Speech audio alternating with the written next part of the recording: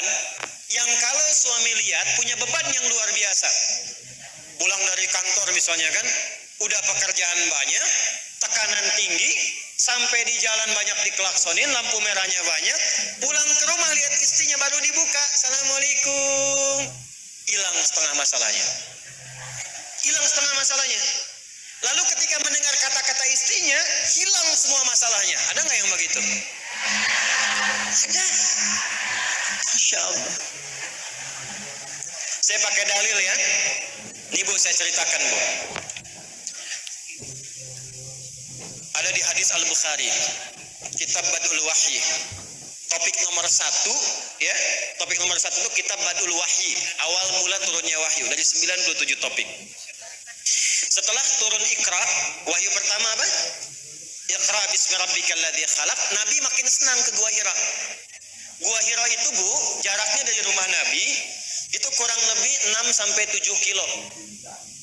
Nanti kalau satu kali ikut umrah, nanti saya tunjukin rumah Nabi lokasinya di mana, arah ke Gua Hira seperti apa gitu, insya Allah. Mudah-mudahan bisa disegerakan yang belum ya. Ya, tidak cukup dengan amin, nabung ya, nabung, siapin. Ini saya gambarkan gini aja, lebih cepat. Ini Bukit Sofa, ini Bukit Marwah di sini. Kalau keluar dari Marwah sini, ini ada area toilet sekarang yang besar. Kesini ada rumah Nabi yang tempat kelahiran Maulid Nabi. Di sini tempat ngambil zam-zam yang pakai air selang. Kalau bawa jerigen dari sini. Biasanya orang Taif yang jualan. Kalau jerigen kecil 5 real, yang besar 10 real. Sini. Nah ini area Nabi berumah tangga dengan Sayyidah Khadijah. Ke Gua Hira itu artinya ke Bukit Cahaya, ke Jabal Nur. Dan ini hikmahnya. Kenapa wahyu turunnya bukan di bukit yang lain? Kenapa nggak di Gua Sur? Kenapa nggak di Jabal Qubais? Ini kalau ditarik Bu dari sini ke arah Jabal Nur kurang lebih ke sini. Masjid terus ke sini. Ini kurang lebih 6 sampai 7 kilo lah, 5 sampai 7 kilo.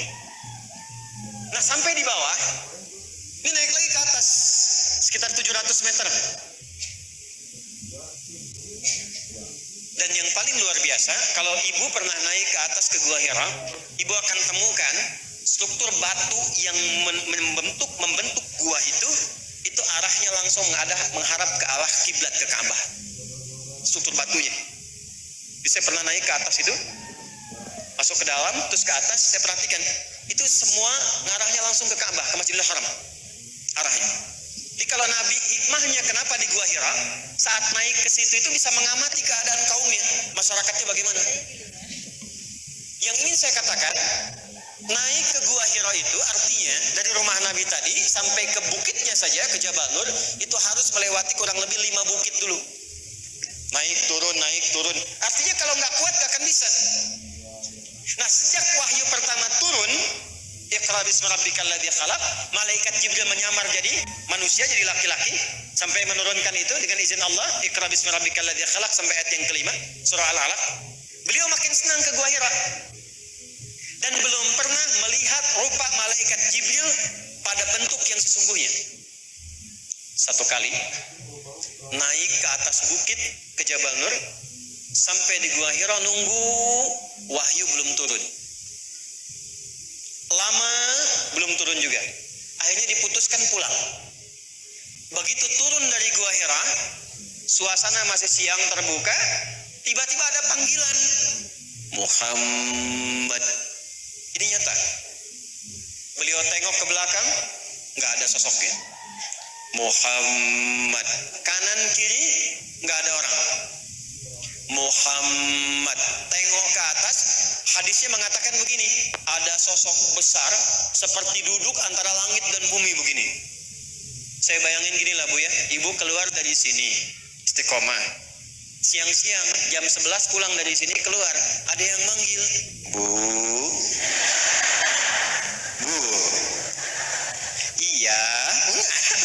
Tengok kanan kosong, kiri kosong, belakang nggak ada orang.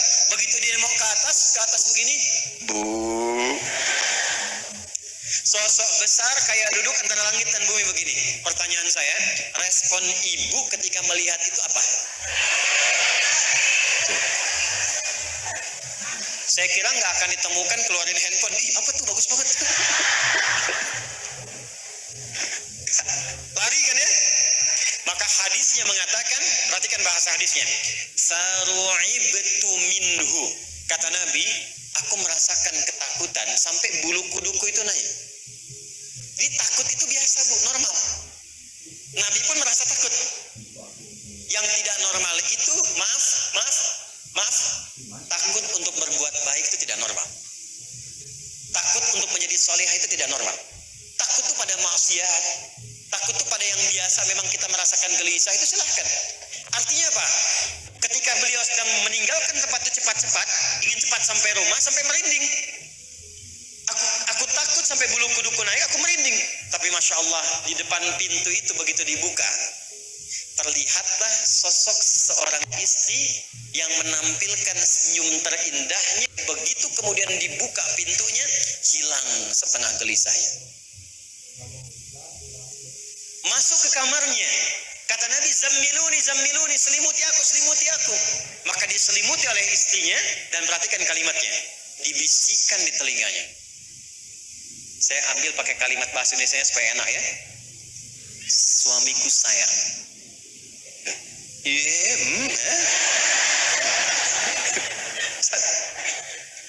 Sayang, engkau itu orang baik.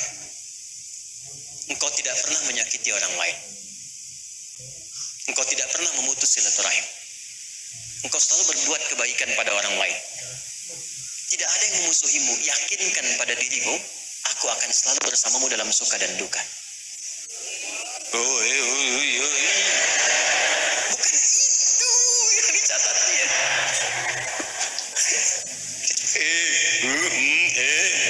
Bukan. Maksud saya, perhatikan kalimat itu. Jadi begitu kalimat itu keluar, hilang semua gelisahnya. Maka saat tenang itulah turun wahyu. Ya ayyuhal muddatsir, qum fa'anzir. Itu wahyu itu turun, perintah berdakwah terang-terangan. Salah satu yang paling berperan untuk memberikan ketenangan pada Nabi itu istrinya. Itulah Sayyidah Khadijah. Dan itu yang menjadikan kerinduan Nabi itu semakin memuncak. Bahkan setelah wafatnya pun tidak pernah Nabi mengigau dalam tidurnya, kecuali salah satunya menyebut istrinya, Khadijah. Ya. Coba bayangkan suami ibu pulang dari kantor, banyak persoalan di bawah, di jalan banyak hambatan. Begitu dibuka pintu rumah, melihat ibu, Masya Allah, dibuka ibu yang tampak, tambah masalah. Maka di sini ada gambaran pada kita yang